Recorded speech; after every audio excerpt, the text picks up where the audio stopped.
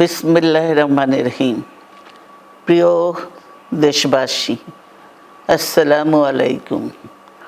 রক্তস্নাত July August 1 বছর পর আমাদের মাঝে ফিরে এসেছে।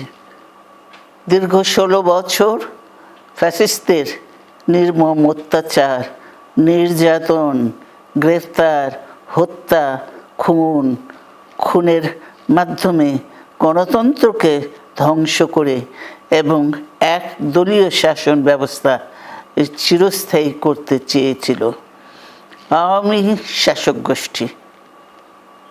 ছাত্র জনতার সম্মিলিত অভ্যুত্থানের মধ্যে দিয়ে ফ্যাসিবাদদের পতন ঘটেছে। সুযোগ সৃষ্টি হয়েছে নতুন করে বাংলাদেশকে গড়বার। এই আন্দোলনে যারা শহীদ হয়েছেন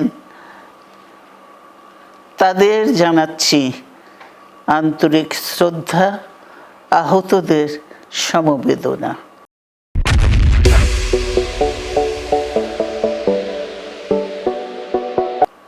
তাদের এই আত্মত্যাগ জাতি চিরকাল মনে রাখবে। গুম, খুন, বিচার বহির্ভূত হত্যার শিকার যারা হয়েছেন তাদের তালিকা প্রস্তুত করতে হবে। দ্রুত বিচারের ব্যবস্থা ও রাষ্ট্রীয় স্বীকৃতি নিশ্চিত করতে হবে। প্রতিটি পরিবারের সম্মানজনক পুনর্বাসন ও নিরাপদ ভবিষ্যৎ নিশ্চিত করতে হবে। প্রিয় দেশবাসী, আমাদের সামনে যে সুযোগ সৃষ্টি হয়েছে নতুন করে গণতান্ত্রিক ব্যবস্থাকে প্রাতিষ্ঠানিক রূপ দেওয়ার, তা আমাদের দ্রুত সম্পন্ন করতে হবে। কর্মসংস্থান সৃষ্টি করতে হবে, জনগণের নিরাপত্তা নিশ্চিত করতে হবে।